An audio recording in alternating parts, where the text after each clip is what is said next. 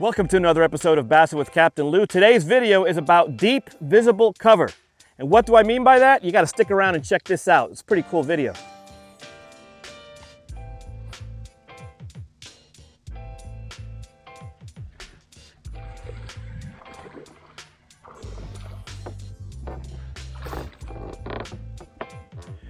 So why do I call it deep visible cover?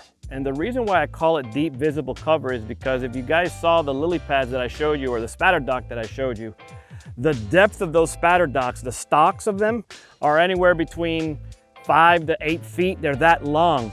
And this type of arrangement signifies that there's deep water. They're not shallow like in other areas that you see lily pads and you think, oh, that's a shallow spot. In this particular case, all these lily pads that you see over my shoulder are all in deep water, but they're visible, thus visible deep cover.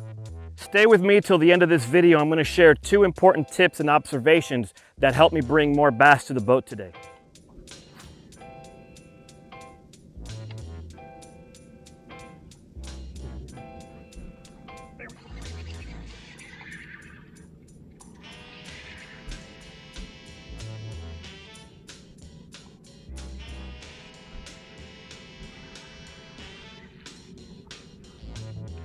One of the baits that I love using are my Locket Lures swim minnows.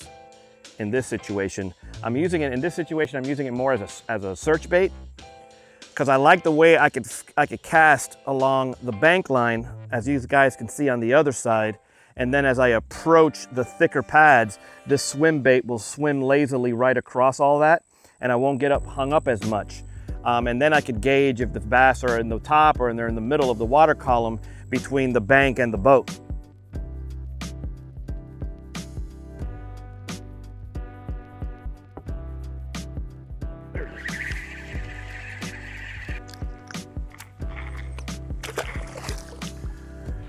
Although these bass are running small right now, I'm not going to let my guard down by any stretch of the imagination. But this type of fishing, when you start fishing deep visible cover, this type of fishing is not for the lighthearted. You do have to bring out some heavier gear. In this particular case, what I'm using is a Dobyns Champion, a 735 5 power, which is in the like medium heavy to heavy category. And I'm using a 7-speed, in this case an SLX Shimano with 45-pound braid direct tie. And what do I mean by that? I'm going to cover that in a different video when it comes to leaders and stuff like that. That's in a future video. But I'm doing a direct tie, and as you guys can see here, I'm using a pretty stout swim bait hook. This is a pretty thick hook. It's anywhere between a 3-aught to 4-aught hook with an 1/8 of an ounce. It's a keel hook. I like these type of swim bait hooks for my swim bait fishing. But nonetheless, as you guys can see, this is some pretty thick stuff. And if you come across a nice one, you're gonna have to do some wrestling.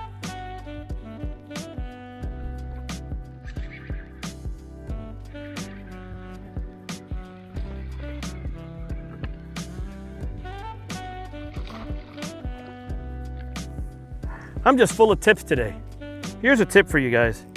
Always carry a hook sharpener with you, because I was feeling that the hook point wasn't as sharp as I would like. So after a few passes of this hook file, your hook will be good as new.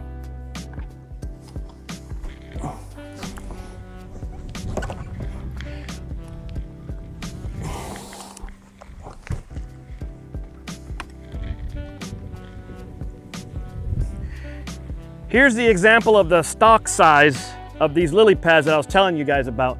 I'm almost 6 feet tall. And look at this. It is almost my height. So that tells you how deep this water is.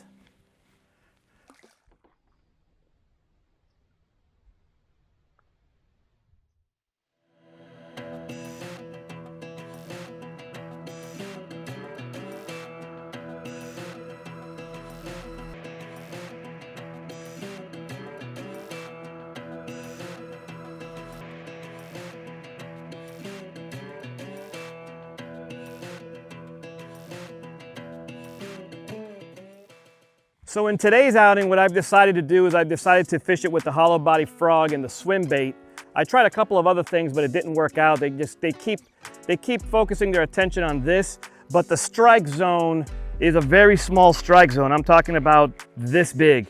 They're not chasing after it. You have to land within that strike zone, and that's when they'll strike.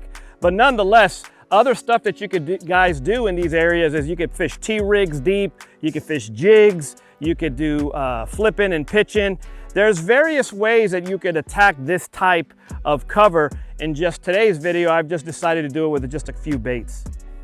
Thank you for staying till the end of this video. As I promised, here were the 3 observations and tips that I observed in today's outing. 1, the bass were holding tight against the cover. I don't know if you guys noticed, but I was casting either on the bank or right up against the cover, and that's when I was getting the strikes. Number 2, if you guys kept observing, I kept giving you shots of birds. The birds were giving me the clues that there was some sort of bait fish or something that they were after along the bank, which helped me focus my attention. Number 3, I don't know if you guys saw me swing my head around a lot, but the reason for it is because I kept hearing the blow-ups, and it was right up along the bank. So when you guys start fishing these deep, visible cover, it's not necessarily having to fish it deep, but fish it in the vicinity. In this case, it just happened to be a shallow bite. So again, I appreciate you guys for watching. Like the video, share the video. Better yet, just please subscribe, and I would greatly appreciate it, and I'll see you guys again soon.